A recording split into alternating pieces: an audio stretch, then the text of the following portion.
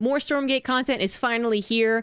We actually got to see some public Infernal concept art and video at Gamescom, and I'll be showing you guys all of that again in case you missed it or just want to hear my thoughts on what they actually showed. So you can see that we have the kind of, I don't know if the key art or whatever it is, but an artwork of one of the Infernals. I was most excited of the promise of how the Infernals looked back when they showed us some of the concept art, a couple of videos, I guess, back for Stormgate, and I'm happy to report that after seeing more of what they have for the Infernals, it does continue to be my favorite race in terms of the design. I mean, it's between that and the human faction, of course, so it's not maybe the third faction or the fourth faction, whatever they got, will be my favorite. But right now, the Vanguard hasn't really excited me all that much, but the Infernals actually have. I don't know how it plays. I don't think we'll be given information about that for a while, but I do know that I like the way they are headed in terms of the visuals as well as the music that we actually get to preview as well. So this is just the, you know, I guess just stereotypical demon with some Hot Topic aspects added, such as a tooth ring. That's all fine and good. Not particularly what gets me excited, but let's go ahead and take a look at the minute-long video that they also previewed at Gamescom, and I'll go over what makes me happy in that video specifically and kind of break it down. Stormgate is a spiritual successor to classic real-time strategy games like Warcraft 3 and StarCraft 2. Stormgate will feature highly asymmetric armies fighting for control of Earth's future. Today we have an early look at our second faction. First of all, freaking love seeing behind the scenes stuff. I'm sure many people are going to be trying to pinpoint literally everything that's going on. Like, you know, oh my God, what's that back there? Oh, it looks like a thing that blows up maybe. I don't know. But I wanted to be an artist and a 3D animator and 3D modeler. And so I'm really happy when they show this behind the scenes stuff. The Infernal Host. Infernals live and die by the code of... So we're not going to see this, I don't believe. So this is looking really cool. Maybe that was on the background of the last image. I said it might blow up because I saw like this thing on its back, but I don't know. But I like that it's not red. They have a little bit of another color scheme going on here. Victory at any cost. They have a powerful advantage. Shroud. Fields of dark magic. So obviously they're going to go kind of a creep aspect to it. I don't know if this was ever confirmed, and I hope I'm not doing something secretive, but I think they might have mentioned, or people might have guessed, that the Infernals are kind of going to be like a Zerg Protoss thing, which is that they have like a creep spread mechanic, which I guess is this, I think is something that was discussed. Or if it wasn't, well, I guess I can say now this looks like a creep mechanic. And then as well as maybe having some of the bigger bruiser units, like high quality, low quantity type, but I'm actually not super certain about that. I do know though that now with this, the Shroud mechanic, that it is going to be like Zerg or of course Undead from Warcraft, and they say it's going to make the units more powerful. Strengthen their armies. Yeah, strengthen their armies. We don't actually know what that means. That doesn't mean necessarily just a straight up damage boost or speed boost or whatever you might think. We're going to have to wait for more information on that. And we also don't really see how it necessarily expands. Is this like a Ziggurats? Is this like a creep colony? I have no idea. The lowliest Infernal units are the Worker Imps. So we saw a preview of the Imps earlier on, and I think everyone was most excited about the Imps. They looked really cute. They definitely have changed some of the design here. As you can see, if we compare it to the last time we saw the Imp concept arts, and this is my video that I did when we first saw everything, it has become a little bit more, I suppose, realistic, a bit less cartoony, obviously more different colors and darker colors added to it as well. I mean, directly comparing the two, I think it makes sense for the direction they're heading with Infernals and the overall style of the game, and making sure that everything kind of looks like, you know, in line with each other. You wouldn't want to have a big bruiser with the kind of modeled color scheme or whatever you want to call this, and then have this guy be as bright as the other video was showing, right? Like that just wouldn't really make sense. But I do say like this is definitely cuter, and I think people were pretty excited when it maybe looked a little bit brighter, as well as maybe I think it looks a little bit skinnier here as well. But overall, even with that, I still think that you know, the direction makes sense. Again, comparing it to the rest of what we're going to see previewed, with the, again, direction of the art and whatnot. So a little less on that bright, intense red and more on kind of a realistic type of theme, as well as perhaps a little bit different than just a very typical here's red demon type situation. There's more grays and dark purples and dark blues and such things. So Yeah, it's not as cute, but it is still a pretty darn cute worker. Certainly cuter than the units that we saw for the Vanguard. We also kind of saw right there, I believe, what they would look like with a different color. So even though in general demons are going to go red, and like I said, maybe some of the darker colors there, we see that maybe if you are playing Infernal versus Infernal, you could have a blue color scheme, and then that's what it would look like. So that's kind of as a neat little Easter egg right there. It also just looked like it exploded and jumped on something like a Baneling, so that's also very interesting and potentially dangerous to have a worker that does that, but I'm sure we'll learn more. That's pretty cool. I mean, kind of like a broodling mechanic, but obviously a little bit more severe and probably different sizes of broodlings for different sizes of the army units, or maybe only some army units can explode like that, and we'll find out. Yes. On the music front, the Chainsmokers are advising us on our soundtrack. We're working with composers like Frank Klepacki of Command & Conquer. We'll share more later this year. So, sorry for a bit of the audio muted for a second there, but we heard the important thing, which is that Chainsmokers are helping to develop some music, as well as, I'm not going to be able to say the name exactly correctly, but the guy who works in Command & Conquer, Frank, like I know him, right? So that's really awesome. I think everyone still very much has fond memories of Command & Conquer music, and I certainly still have Hell March on my workout playlist, so that's going to pair up very nicely with the Infernal specifically, but I'm hoping that there's also some type of influence across the board when it comes to all of the game music.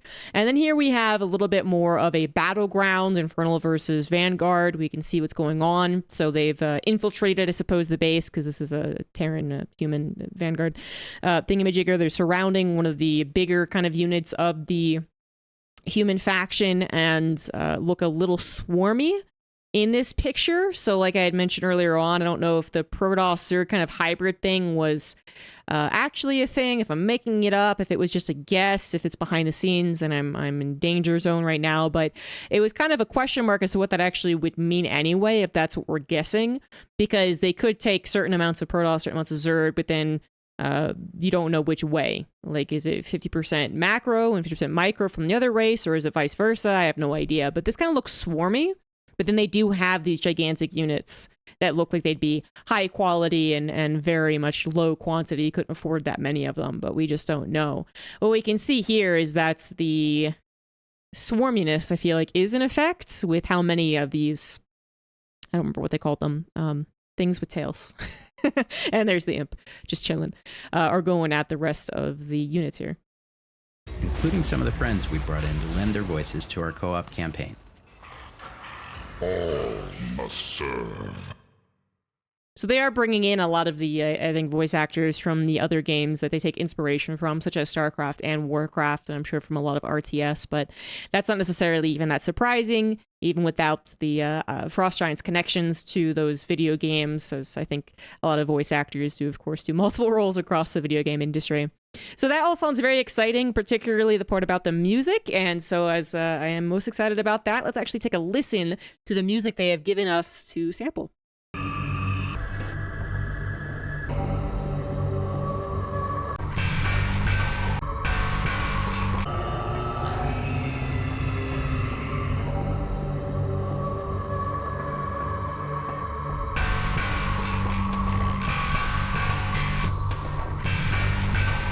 I feel like the drop's coming.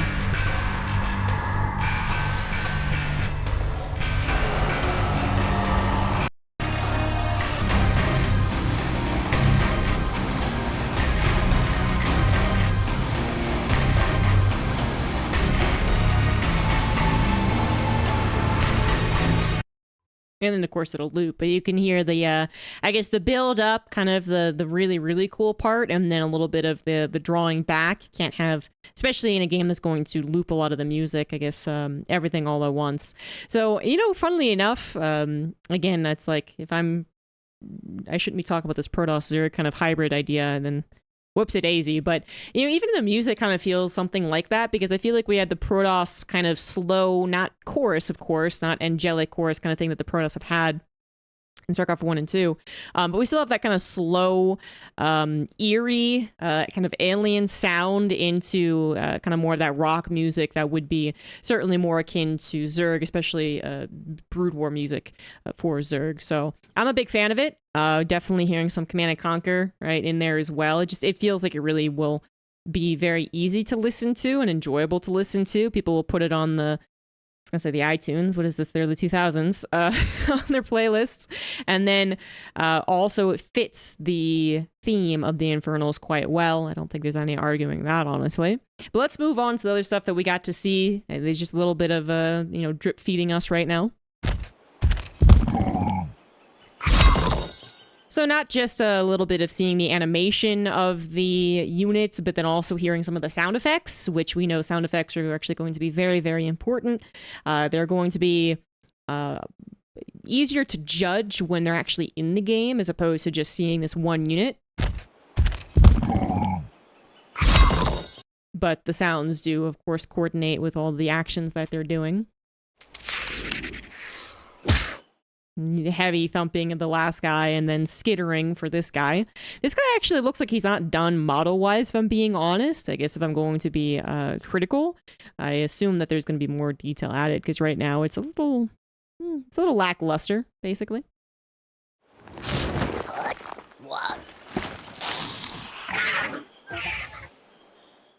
And we got some reptilian / cat maybe sound effects going on here.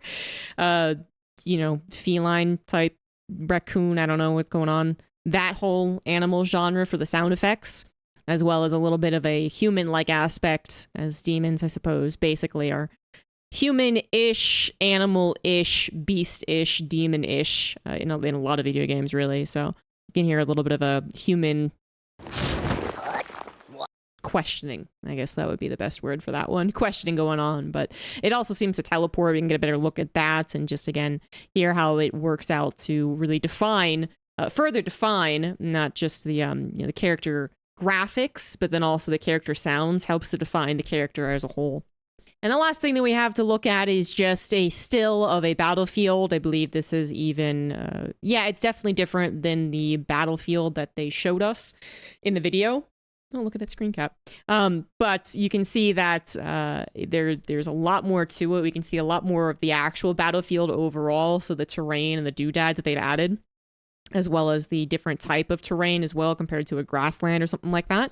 And then we can see they have whatever this is, the shroud that is part of the action. Now, you can never really tell through screen caps what has actually led to this point. And so often, as most of you know, like the campaign stuff doesn't make any sense a lot of the time, right? Like looking at how they set up a screen cap really does not give us a lot of information about how the game will actually play out. No one looks at a Brood War campaign screen cap and is like, oh, that's how the minerals are laid out. Never, absolutely never.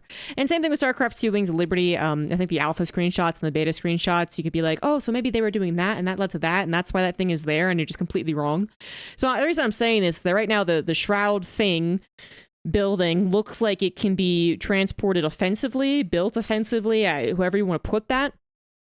But, maybe that isn't the case. Maybe this really is just kind of plotting around different known buildings so that we can just get an idea of what the battlefield will look like between two different factions, which I'm going to go ahead and guess that it is that.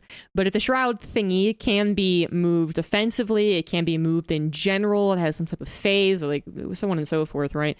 That's information that we're eventually going to find out when the race is actually playable. Otherwise, more details about how you can see the fights pan out, not in action, right? But you can see maybe how visible the units are, how well they match up against the background, how much the silhouette's really definable, and how they can be easily recognizable between the two factions. So that's clearly the Infernal, and that's clearly the Vanguard. Pretty sure it's what they're called, by the way. I've just been using that word.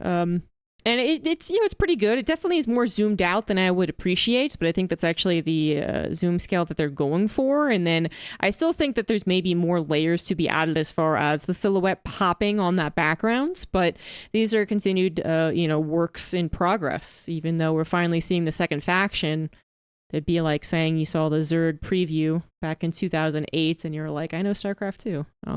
Definitely not. Absolutely not. So I think it's important is that you can clearly tell what's Infernal and what's Vanguard. Now, that does help that it's blue versus red, but since it's probably going to be most of the games you play, right? Then it's not too bad. Like, this is where it gets a little bit indistinguishable. I don't know what's going on there. I just know there's a health bar. And the bodies littered around, we do not know how long that will actually last, how many of these are actually part of the terrain, perhaps even. But right now, the bodies are still viewable. Is that the right word? And that's just another aspect of the gameplay that we're going to actually pay attention to as we get to continue playing it. But that's it. That is all the information that we have. So, are you guys excited? I'm excited. I'm more excited about the Infernals, honestly. I really feel like the Infernals have maybe just... They are Diablo-esque, but I feel like they actually have a little bit more freedom to kind of distinguish themselves from StarCraft and Warcraft. Well, StarCraft mostly, than like the Vanguard, which really can be very easily compared to Terran, despite their best efforts to really change things up and change silhouettes and give them a better mix of mech and bio and so on and so forth. I'm just more excited about watching the Infernal art style unfold, as well as eventually learning about their actual play style and how drastically different they are or aren't, don't know, compared to the Vanguard, because we do want that asymmetrical balance, all the StarCraft and Warcraft fans out there, at least. Pretty sure that's a consensus. So there you go. I am excited. I hope you guys are as well. I'm looking forward to eventually being able to play the Infernals. I have no idea when that's going to happen, but be on the lookout for more Stormgate news as they allow us to talk about stuff. So this was it for today, but hopefully more in the near future. See you guys then.